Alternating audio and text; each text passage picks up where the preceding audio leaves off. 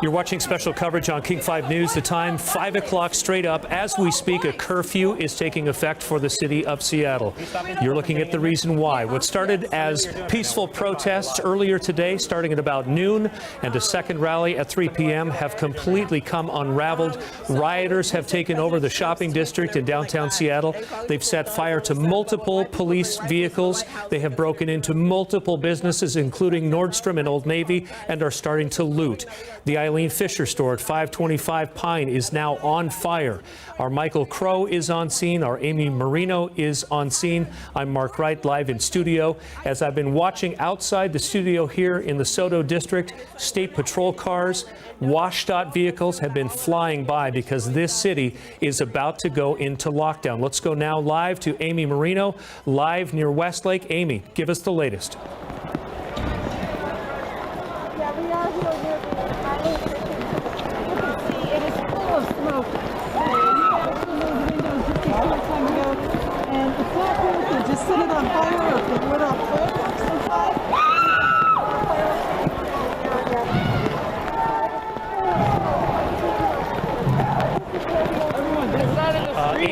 Amy, I just want to let you know, Amy, we're having a hard time hearing your microphone. If you could ask your photographer to switch over, we're having a hard time hearing you. Yeah, I apologize. It is pouring rain out here, and so we moved over here to the Old Navy. They actually bashed out the windows a short time ago, and people have just been going inside the store and coming out with handfuls of clothes, and you can actually see clothes are just all laying all over the street here. This is just down the street from that Eileen Fisher store. If you come back over here, you can see it is full of smoke. They bashed in those windows about 5 minutes ago. We started hearing the crashing glass, and then people went inside, and then we started seeing all that smoke. We've been seeing a lot of fireworks in the area, so we don't know if they set off fireworks inside or if somebody just started lighting it on fire, but we started seeing it fill up with smoke, and people have been going in and out of the store, and it appears at this point that there is some sort of a fire going on inside.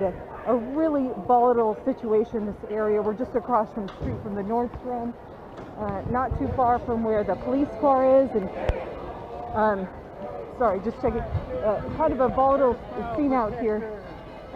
with people. Oh, people.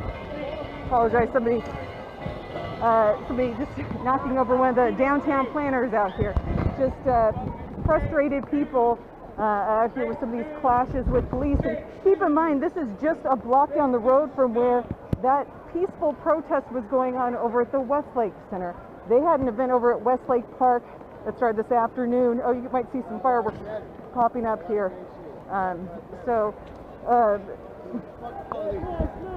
The city is currently under curfew. You would not know it by what's going on here in the heart of downtown Seattle, where people are setting off fireworks and the streets are just full of people.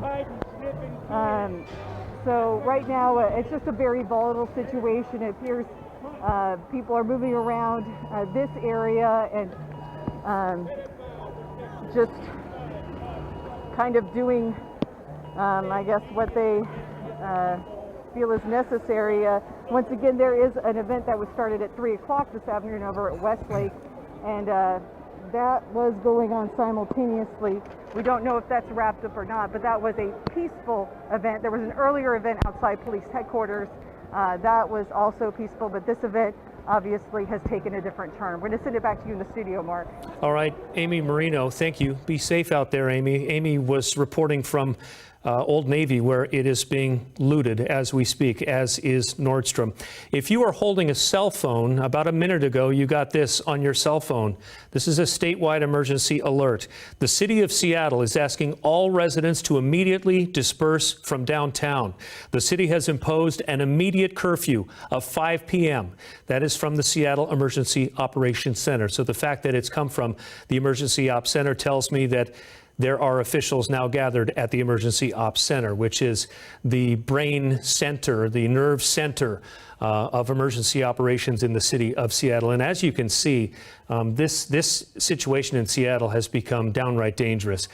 And you can imagine the frustration, the sadness going through first responders' minds right now as they're being called to go into this zone in downtown Seattle. This is the shopping district in downtown Seattle, and right now people are destroying it. They're breaking windows, they're looting, they're setting fires.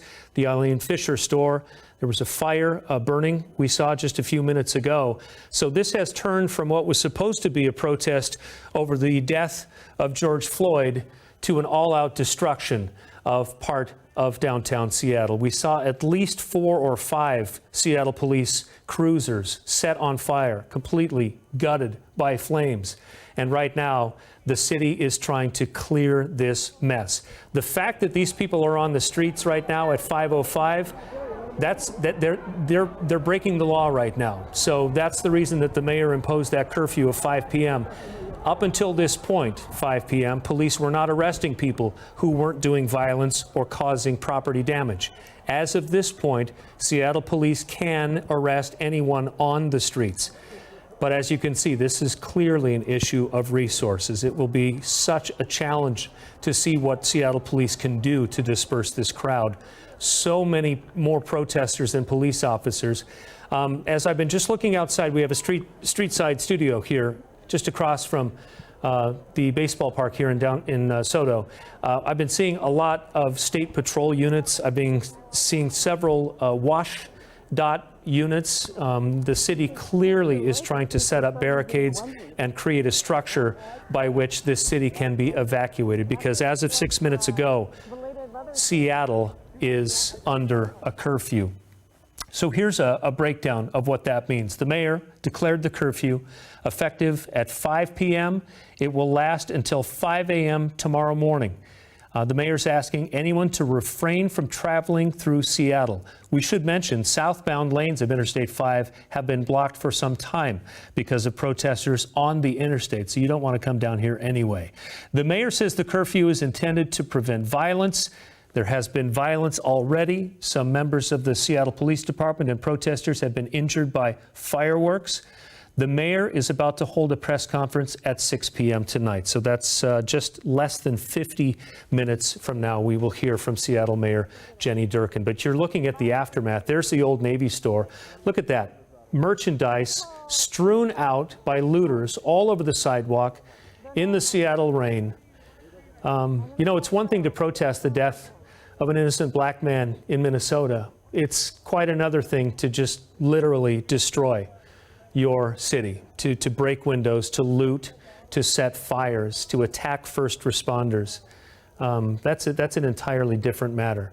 And Seattle has seen this in the past. There's a mindset that's adopted by some and unfortunately is contagious in situations like this, where people feel empowered to simply break the law and to do the wrong thing. And we're looking at it right now, taking joy in the destruction of property and the destruction of our city. Patrol vehicles that is parked right behind it. So that's the fear here with these vehicle fires, is it could spread to some other nearby vehicles. Also a concern about that building that is nearby. And it appears as if there's some folks that are trying to, all right, it looks like there's some type of weapon there. We're going to break away from that shot there. I'm not sure who that person is, but obviously a very scary and right next to those 4 vehicles that are still smoldering, 4 or 5 vehicles that are still smoldering. One of them, at least one of them, a Seattle police vehicle that was burned by these protesters. And now they are throwing items to the crowd, to a cheering crowd with their hands up, waiting to receive items from protesters who have broken in and are now looting the downtown flagship Nordstrom in the heart of downtown Seattle. It is beyond a protest. If you ask me, I would absolutely call this a riot. The National Guard has been called in to help. There is a curfew in place that nobody seems to be heeding here in downtown Seattle. Stores are being looted. Nordstrom is being looted. Starbucks has been looted and completely smashed and destroyed.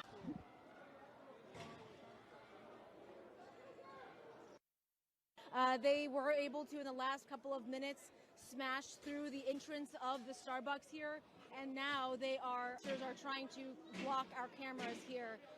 However, the chaos is evident. People are trashing the Starbucks, not only looting, but also destroying things inside. There's traffic here as a car is burning. I'm just trying to make sure our photographer can cross the street safely. Mike, come here. Come here, Mike. Cross the street now, please. Come on, come on. Husky! So stick with us, guys. We have just discovered, I think that's a transit supervisor truck that I actually saw driving around earlier that has been set on fire, engulfed in flames here. We're in front of the AT&T. Where are we right now? 4th and Pike. But this has just happened. We saw the crowd kind of run this way. We haven't seen anybody set that off. But certainly it is a huge fire going on right now, and we're hearing things explode inside the vehicle. And you can't really tell anymore, but I saw that car earlier. That's a Metro Transit Supervisor SUV. So it has the look of a law enforcement vehicle, but actually it's for Metro, as far as I remember. You can see another car over there. It's the type of car that the police drive, but it doesn't look like it's marked, that has been set on fire. But certainly this is an escalation from the lull we saw earlier. We've got a large group of people, most of them taking pictures and videos. Holy hell. That was an explosion coming from that transit supervisor vehicle. I just saw the bumper fly off with that explosion. And I'm seeing somebody in the AT&T store stealing chairs right now. He's walking away with a stool. I think we're at a good distance here. We're just making sure that we're not, too close to anything that's really popping off. We've got an ambulance coming around the corner. This is what happens to oppressed people. The scary thing here right now, though, is honestly the traffic has not been diverted. We've been on closed streets most of the day, but if you look left here, Mike, we have traffic moving through this space. People are trying to navigate this street in between 2 blazing car fires. And protesters are interacting with these. I mean, that's a Lyft driver you can see right there. And that guy's taking a picture out his window. Yeah, there's no traffic control here. It's only a couple cars, but cars are freely coming down this road that people are milling about in and cheering and crossing the road and yelling. But we have 2 vehicles completely engulfed right now, just here in the last couple minutes. Again, the corner, 4th Avenue and Pine. I think this is Pike, excuse me. We've been moving around so much. But the fires have returned. Certainly a lot of people here celebrating the destruction of these government-owned vehicles. And what we don't see here again is police. Police were really forming up a solid presence about a block back where we were, but we have not seen them here. We've got the fire department here without a law enforcement escort as they received in other places. But it looks like they're getting ready to move in. People are starting to run off. This is what happens. Certainly the chaos is back. We had a lull there for a little bit. It was very calm for about an hour and a half. But now we're back at it. As for how these cars were lit on fire, I could not speak to that because we just didn't see it. We were down the block. Oh, that was, look left. It's the other cars just exploded. And then if you look further left, we've got, that's a sheriff tactical vehicle that's right down there. You see it? You see that? So sheriff is trying to move a tactical vehicle in, and we've got teams of law enforcement on bikes that are pushing their way in. And then they're working to extinguish to the right here. They just got on top of this one. They're pulling a line while hosing it down. But we have not seen police make it to the scene here yet. Stick with me, we're gonna see how this develops.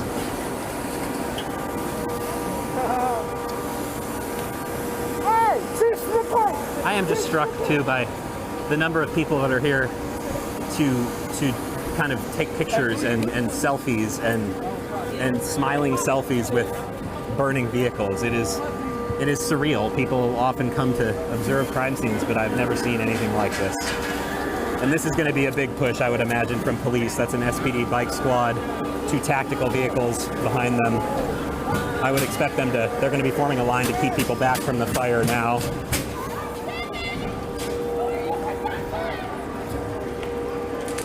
So the one car is out that the fire department has reached. Let's make sure we're not in kind of no man's land here. We don't want to be the first ones in line here when this goes down.